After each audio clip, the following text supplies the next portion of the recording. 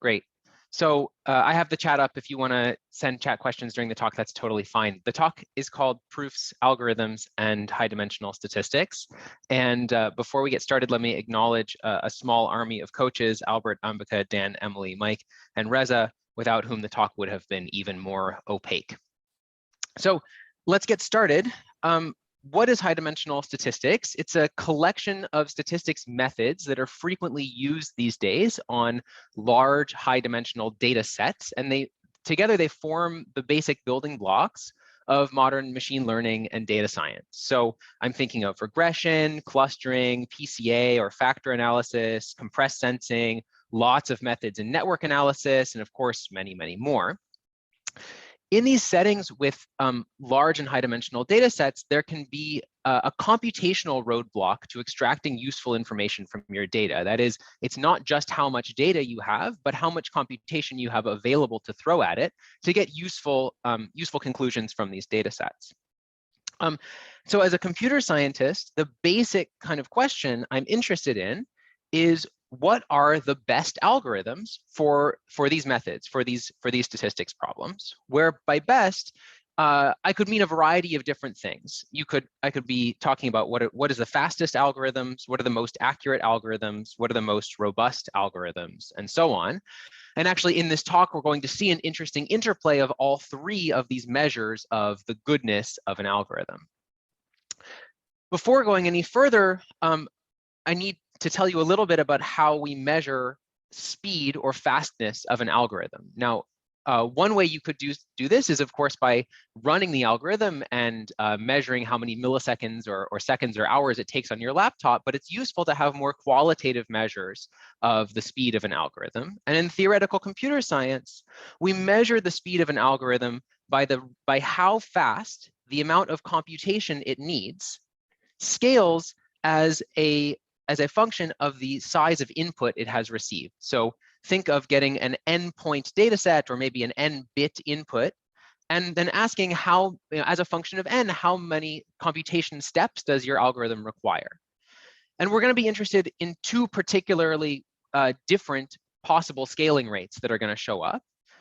You could imagine that some algorithms that don't really even deserve the name algorithm, they require an exponentially scaling number of computational steps, right? So as soon as you give such an algorithm an input of any reasonable size, 200, already the number of computational steps it would require is larger than like the number of atoms in the known universe. And so we'll call methods like this intractable. You really shouldn't even bother calling them algorithms. You're never going to run such methods.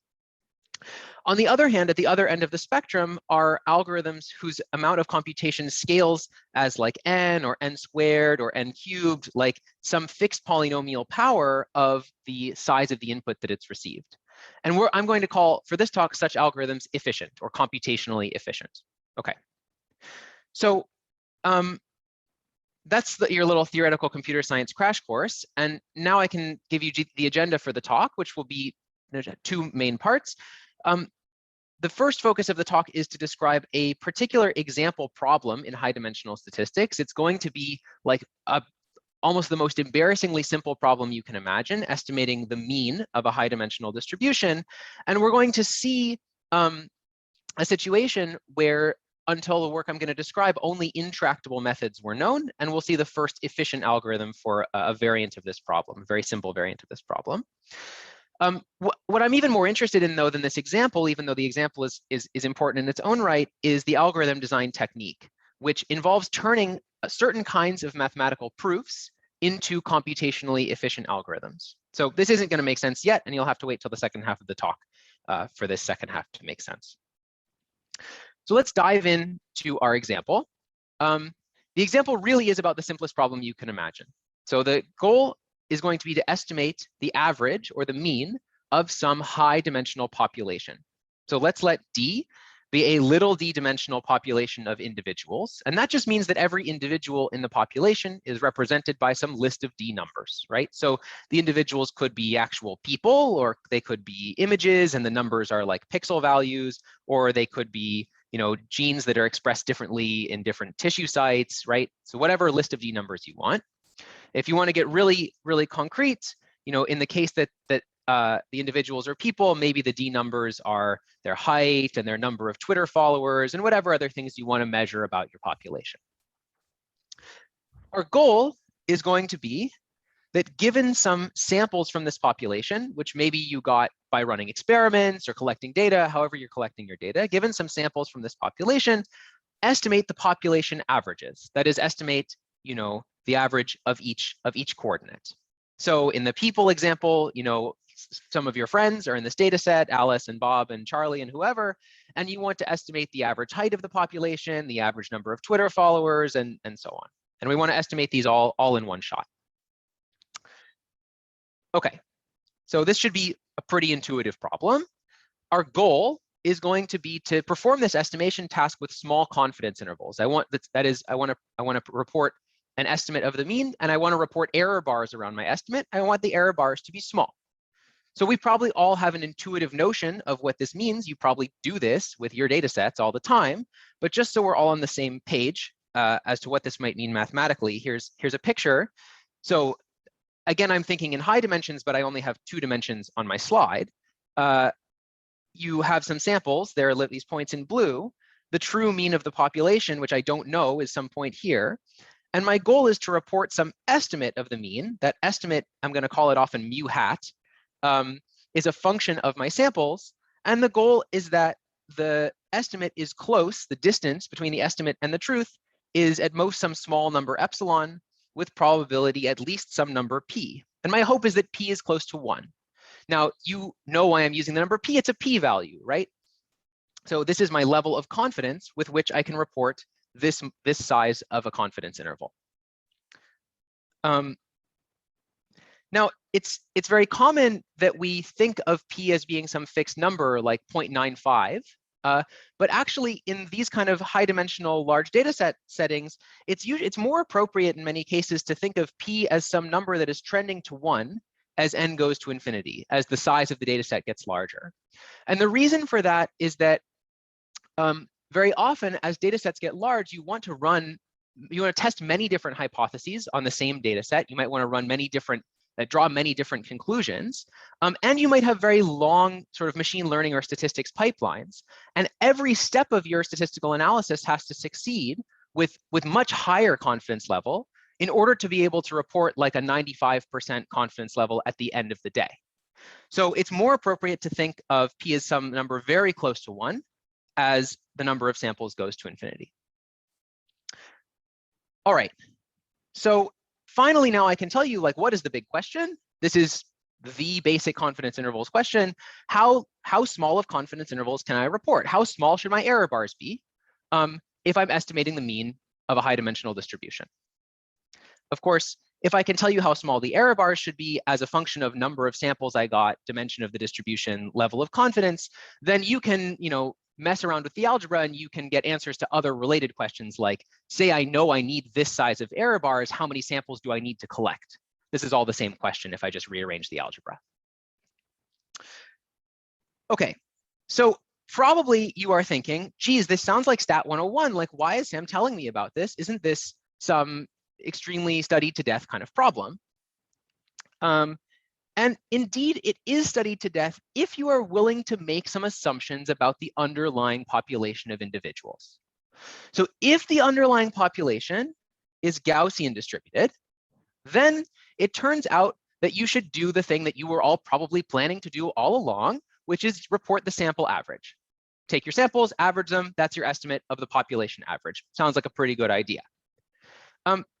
And the sense in which this is a good idea, if I want to make it mathematically rigorous, is that it achieves some optimal confidence interval radius. So there's some formula, I'm not going to write it out for you, but there's some formula that tells you the size of error bars that you have to report if you use the sample average in this setting.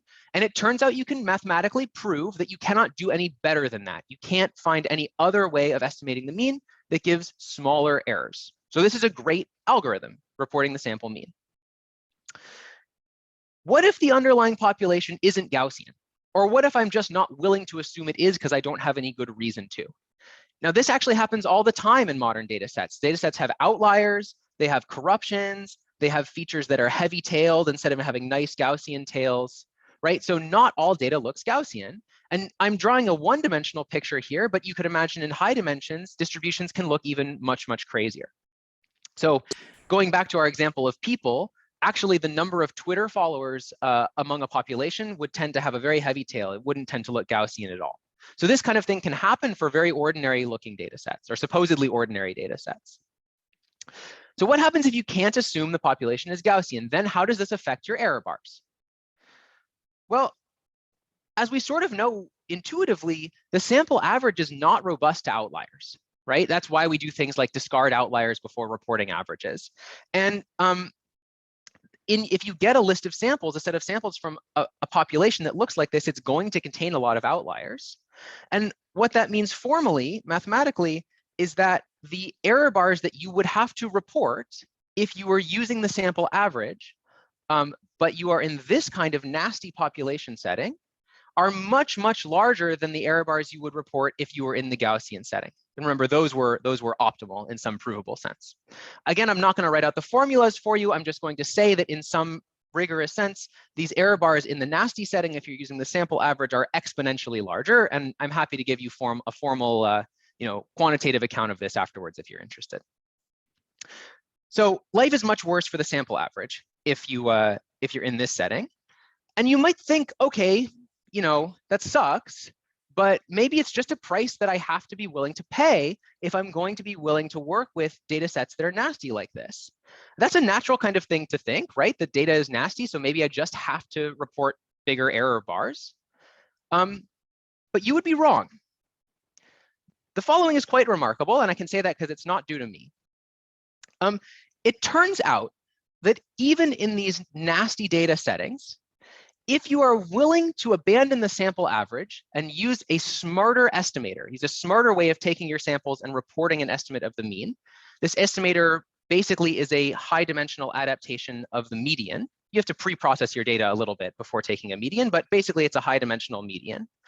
Then you can report these same optimal size confidence intervals that you were able to in the Gaussian case by using the sample average. So if you move from sample average to high dimensional median, then you go back to optimally small error bars, optimally small confidence intervals. And it turns out that getting the right notion of high dimensional median is actually pretty difficult. This wasn't understood in the statistics literature until very recently, until 2018. So even though this is a very classical seeming problem, how big are my error bars, it's mathematically rich, and it turns out to be only recently have been resolved. So a qualitative interpretation of this statement is that there is no statistical cost, where by statistical cost, I mean how many samples you need to use or what errors you can report. There's no statistical cost to being robust to nasty kinds of data sets in high dimensions. Kind of amazing. There is a catch. The catch is that as far as we knew until very recently, there would be a major computational cost associated with computing this kind of estimator. So I didn't tell you what a high dimensional median is. And unfortunately, because the definition is a little involved, I'm not going to be able to give it to you fully in this talk. But I'm going to try to give you a sense for why the high dimensional median that was proposed in this 2018 work looks like it might well require an intractable amount of computation, an amount of computation that scales exponentially with the dimension of the data. The reason boils down ultimately to the following basic insight about geometry of high dimensional space. Okay, here's what I want you to visualize. I want to think about how many locations there are in d-dimensional space. So in one-dimensional space, there are two locations, right of the origin and left of the origin. In 2 dimensions, there are 4 locations, right and down, right and up, left and down. In 3 dimensions, there are 8 locations, right? And actually the general rule here is that in d dimensions, there are 2 to the d locations, right? Now, again, I can't tell you exactly why. It would take us into a little bit too much mathematical detail, but the high dimensional median that is used to achieve these optimal error bars somehow has to gather it has to gather information from all of the locations in d dimensions. So it's not something simple like taking the median of every coordinate. It's more involved than that. And that means that if you need to gather that information, it looks like it might just require an intractable amount of computation. Again, if the dimension is 100, already 2 to the 100 is a gigantic number, and it's hard to imagine actually running an algorithm that takes 2 to the 100 steps. Okay, so this seems like bad news. We actually have a name for this bad news in computer science. It's called the curse of dimensionality.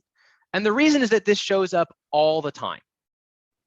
Oh, I should say before I move on, the big question, of course, is this intractability inherent, right? So before I answer that question, I want to zoom out a little bit. Well, actually zoom out a lot and talk now more broadly about high-dimensional statistics. This story that we just saw, that there's some mathematically rich way of solving a statistics problem that comes with some provable guarantees on the amount of errors that it will incur, the number of samples it requires, et cetera. But it seems to be computationally intractable. This story shows up all over the place in high-dimensional statistics for all of these kinds of problems.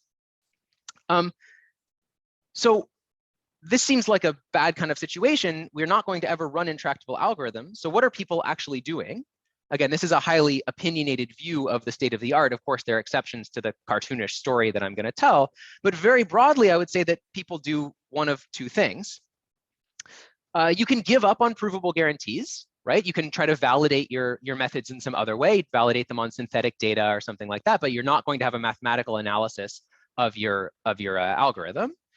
And if you're willing to do that, there are some major payoffs. There's a wide variety of very useful general purpose algorithmic tools available to you. Monte Carlo methods go back 30, 40, 50 years. These days, deep learning methods are very popular. Probably many of you have just like some R package that is floating around your field, and everybody in the field uses it, and nobody really knows what's inside it. So these things are great, but they don't have provable guarantees, which are the gold standard for statistics. Another thing you can do is you can try to design algorithms in a kind of ad hoc way. Like you can focus very heavily on a very particular statistics method, try to design an algorithm for it, analyze it mathematically. This can lead to useful and interesting algorithms, but it doesn't scale very well. It sort of requires one PhD thesis per statistics problem. So not so scalable. What we would really like for the field, this is a pipe dream, what we would really like is some kind of machine, and by machine, I really mean, mathematical machine, which takes as input some kind of intractable statistical method. Intractable is bad computationally, but maybe it takes one that has provable guarantees on the amount of errors that it would incur if you could run it, and spits out the other side of the machine some kind of efficient algorithm, computationally efficient algorithm that maintains those same provable guarantees. This would be great, right? Of course, it doesn't seem like something we should be able to do in general, but the algorithm design technique that I'm here to tell you about, called proofs to algorithms, shows that this is possible if the mathematical analysis, if the mathematical proof of those provable guarantees is simple. Okay, what do I mean by simple? I'll tell you in a second. But what proofs to algorithms boils this picture down to is that if you have some intractable method that you can prove something about, if you can find a simple proof of whatever those error guarantees are, then you can feed it mechanically into the rest of the system, into the big machine, and out will come a computationally efficient algorithm with those same provable guarantees. So I'm going to tell you a little bit about simplicity of a mathematical proof. And then we're going to return to the example and see how you can use proofs to algorithms to address the intractability of the high-dimensional median. So what the heck do I mean by simplicity?